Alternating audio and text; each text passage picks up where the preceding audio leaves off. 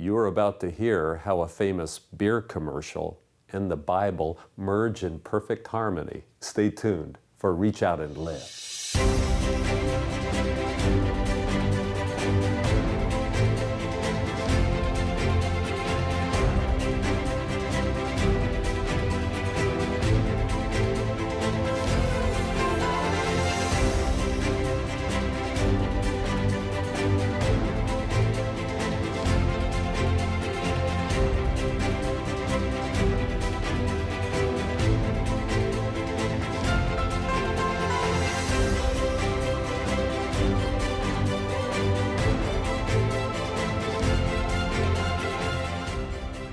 Welcome to Reach Out and Live, a program of music, scripture, and sermon brought to you each week by the many viewers and members of First-Plymouth Church, Lincoln, Nebraska. Hi, my name's Jim, minister here at First-Plymouth. Now this week we are in the story of Mary Magdalene. Our congregation is gathered for worship and our choir will sing beautifully. Let's worship God together.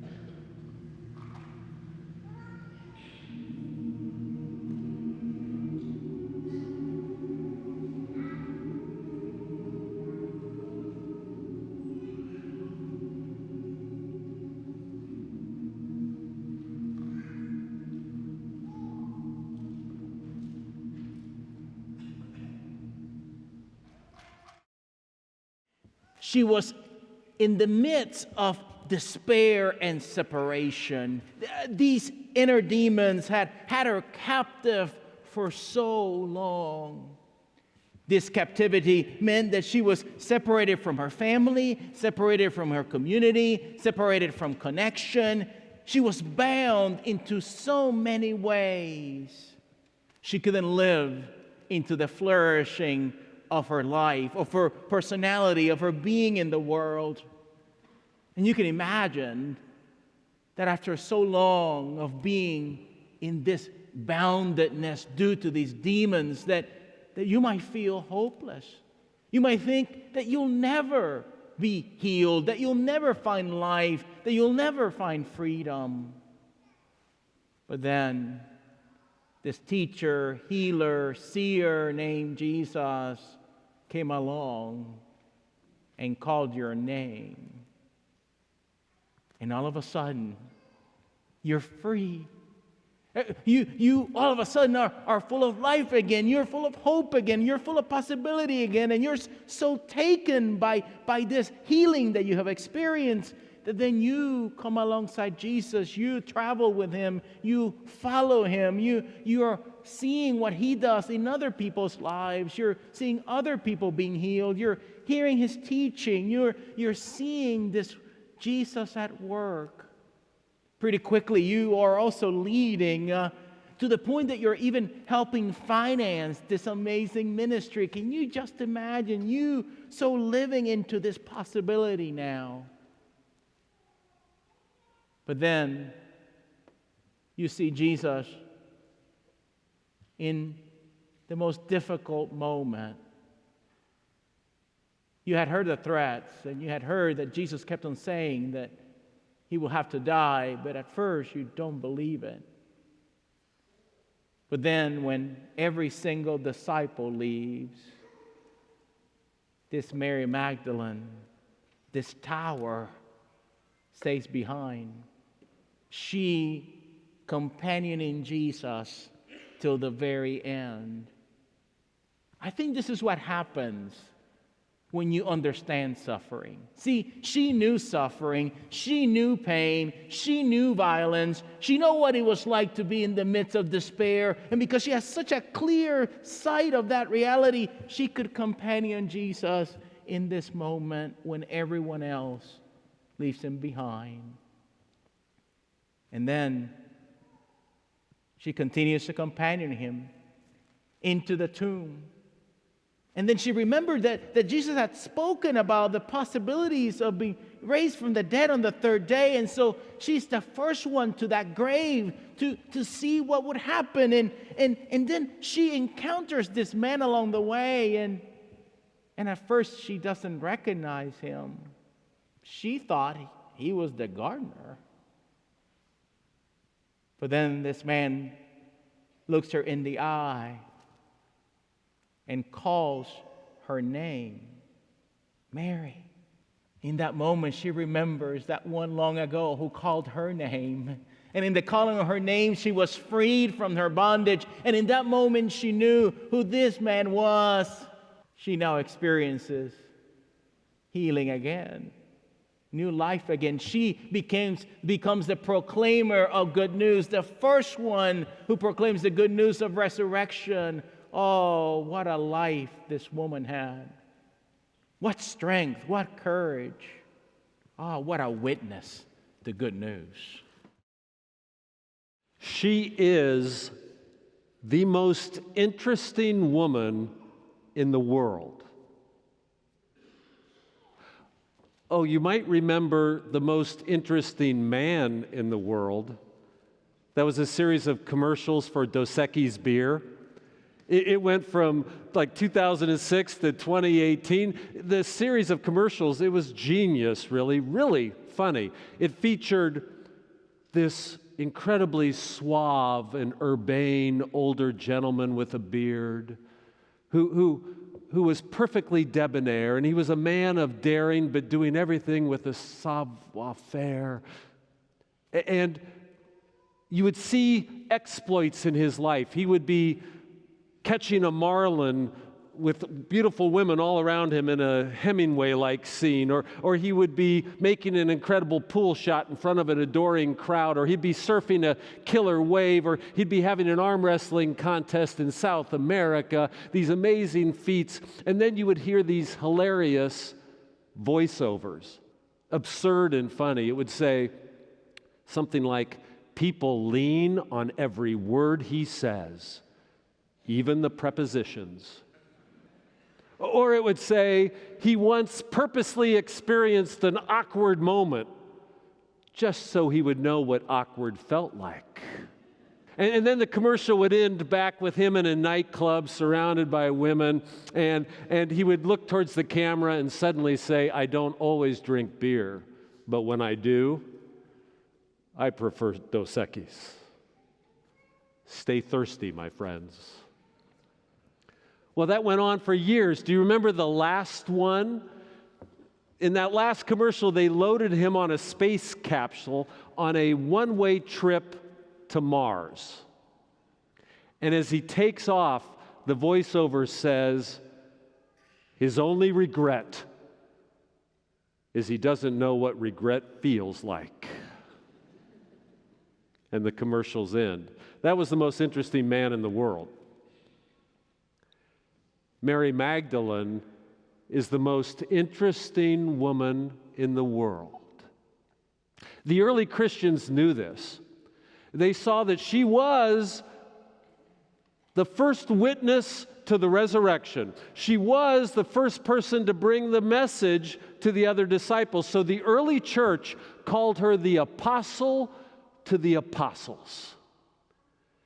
And then when they read the gospel, just like those beer commercials, they imagined her in almost every scene. She's the most interesting woman in the world. So if there was a woman that was unnamed in our gospels, they began to see it must be Mary Magdalene. She's the most interesting woman in the world.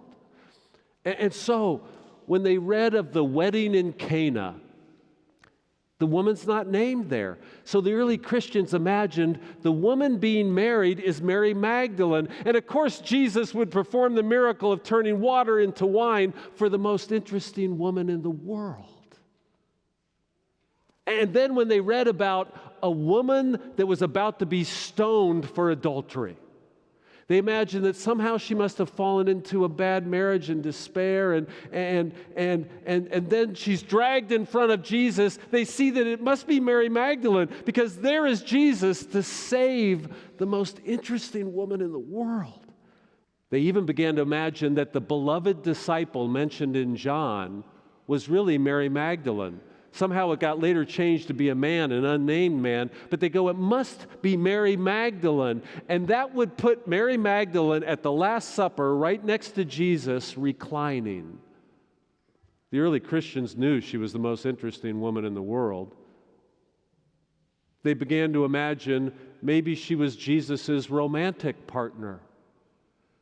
And if it sounds scandalous to you that Jesus would have a romantic partner or a wife, I would only ask, why is it scandalous that he would love someone? Mary Magdalene. So I want to tell you this morning, I want to say it directly. Mary Magdalene is the preeminent disciple of Jesus Christ. Now, I know you think there's 12 dudes, right? I mean, there's 12 guys that are the primary disciples. Remember, though, the ancient church knew something different. They said she's the apostle to the apostles. She is the preeminent disciple. Why have you not heard this? Why? Well, because a religion has to take place in a culture. And when Christianity was developing, we're in a culture that is sexist, and it's not a great story to have a woman be the best leading, preeminent disciple. It just doesn't really fly. In fact, early on, there were critics of Christianity saying that's a silly religion because they saw it. It's a silly religion because a woman is the first resurrection. They said she was a hysterical woman.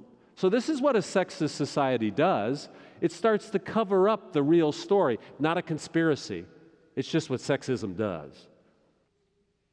Mary Magdalene is the preeminent disciple. Oh, at our moment right now, forget the ancient church, right now,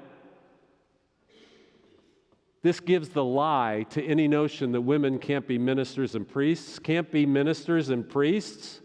The preeminent disciple of Jesus Christ is a woman.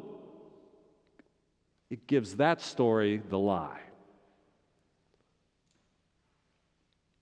Not only is she the preeminent disciple of Jesus Christ, I will offer you today that she gives each of us a template how to be a true disciple. She is the exemplar. The early Christians didn't need to make up all these sort of beer commercials for her, because just what's in the gospel alone, it shows she's the mark of a true disciple. Did you notice? These are the steps we have to follow. That she first was healed by Jesus, then she responds generously, then she's at the cross, and then she's at the resurrection. In the early church, the main fundament of the faith, the main declaration was Jesus Christ died, was buried, and was raised. It's only Mary Magdalene that is each one of those, the primary fundament of the faith. So, let's walk through these steps for our own discipleship. First, Mary Magdalene was healed. If you experience being healed by Jesus Christ, that is a primary impulse to be a true disciple. If you feel like you've been changed or made whole by Jesus Christ, you become a disciple. So I want to ask you, have you experienced healing in Jesus Christ?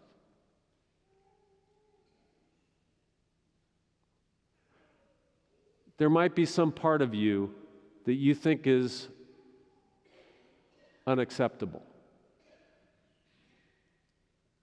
Think now, is there some part of yourself you don't fully accept?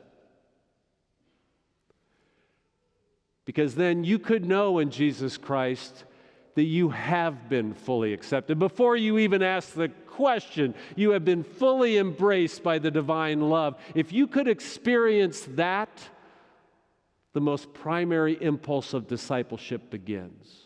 Now we've kind of ruined this story. The main way the church has done it is try to indict you of sin, saying you're so wrong, you're so off, that you need Jesus Christ to save you. The church rightly is trying to capitalize on that dynamic. You need to experience healing, but the way the church points the finger, no, it doesn't work. The way it works is if you discover what way you need to be made whole, and then see that Jesus Christ offers that healing.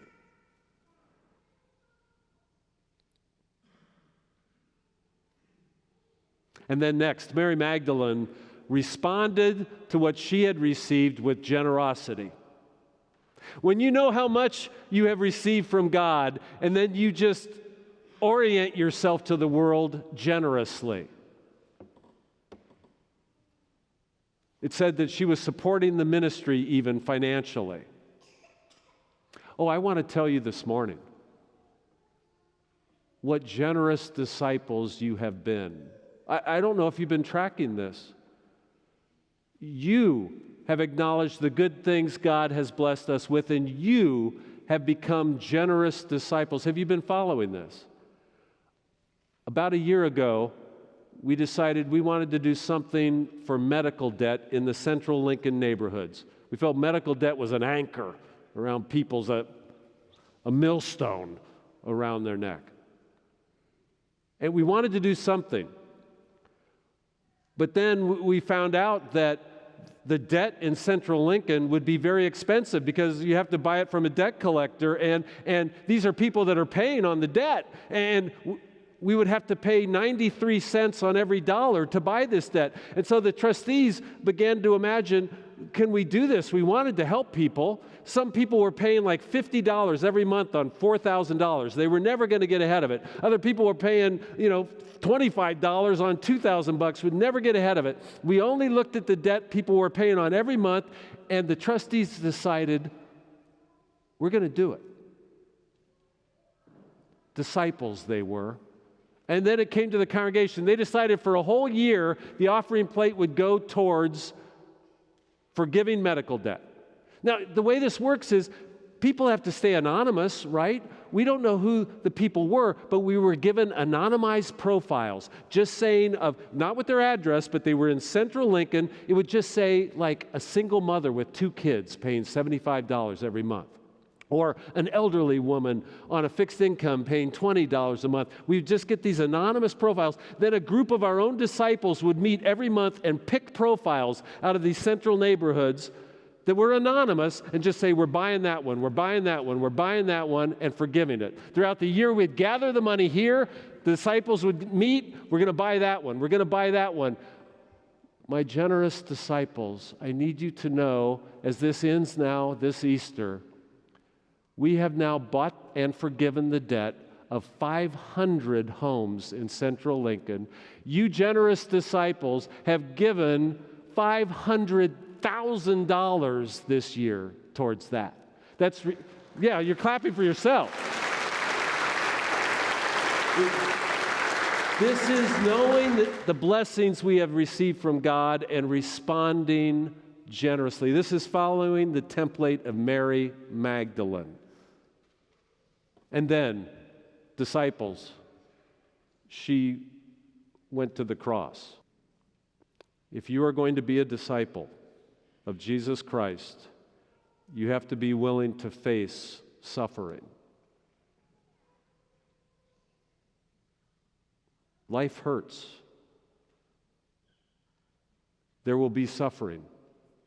Mary Magdalene had the courage, the discipleship, to be alongside Jesus. All the other disciples fled. She was willing to authentically face suffering. The great Swiss psychiatrist Carl Jung said the key to mental health is the ability to suffer well.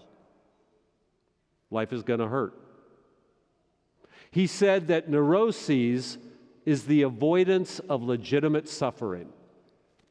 Well, life is going to hurt, but if you can't face your own suffering, well, then you will fall into neurotic strategies. You'll blame others, or you'll self-medicate, or you'll deny it. The key to mental health is learning to suffer well. Life's going to hurt. Can you not run away from it? Can you face it authentically? So often as parents, we try to protect our children, and this is natural. We try to protect our children from all suffering, thinking we're doing them well, and we want to. But for a child to grow into fullness, they will have to face some suffering. You can't try to buffer it all away from them. Disciples, can you stand along the suffering of others authentically and with love? Can you be alongside your own suffering? Mary Magdalene, the most interesting woman in the world, when she's standing at the cross, it's also an act of defiance. Did you know that the cross is a Roman form of execution that is designed to terrorize the indigenous population?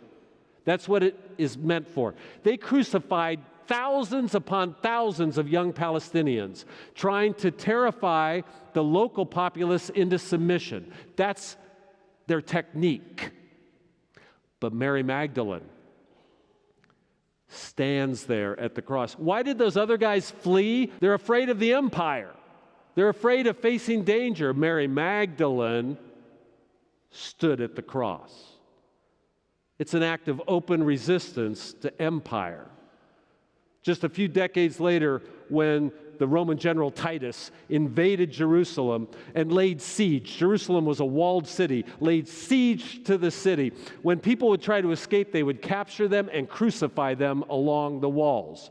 During that campaign, they were crucifying 500 young Jews a day all along the wall, so people had to watch it and see it. They began to run out of wood. They were crucifying so many Jews around those walls. It's an act of state terrorism. But Mary Magdalene went out and stood in the face of it. And then disciples. She witnessed the resurrection. She was in some way open to miracles. In your discipleship, you have to be the person that sees new possibilities. You have to be the person in any room or any group that sees the chance for new life or new hope. That is what it is to be a disciple. Do you see the possibility of miracles in any situation, of healing and wholeness and justice and hope? Are you bearing that message? Mary Magdalene, she did. The preeminent disciple of Jesus Christ.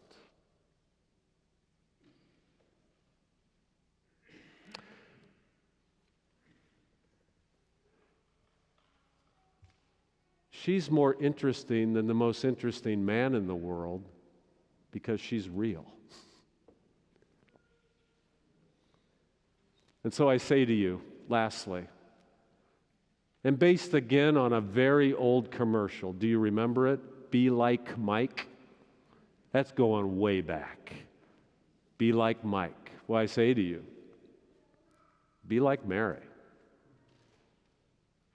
Be like Mary.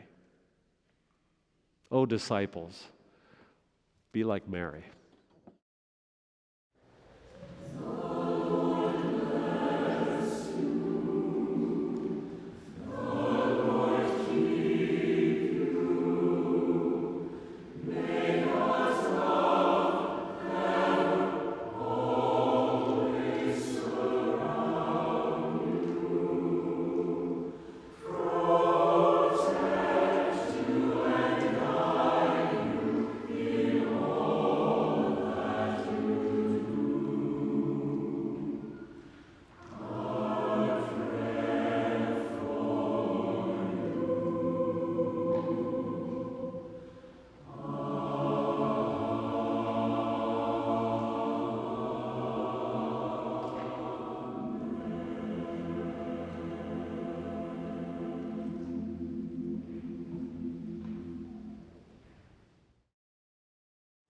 I think it's wonderful that we could worship together. Do you know you could join our worship services live every Sunday morning at 9 or 10:30 on Facebook, YouTube, or our website? And all of that is made possible by gifts from people like you. If you believe that an open-minded, loving congregation can help change the world, then consider making a donation. It will help us increase the love of God and neighbor, both in Nebraska and the world. If you would like to learn more about our church, go to firstplymouth.org. You can watch videos of the sermons, learn about our many programs and missions, then follow us to Facebook and become a friend. We now worship online at 9 a.m. and 10:30 on YouTube, Facebook, Vimeo, and our website. We also add live events, so join us online. I was speaking today about the authentic discipleship of Mary Magdalene and about how her response with generosity was a key to the life of faith. And so I hope you are responding generously to the gift of life, offering your time to others, your care. If you respond generously, then you reach out and live. Tune in again next week for another edition of Reach Out and Live.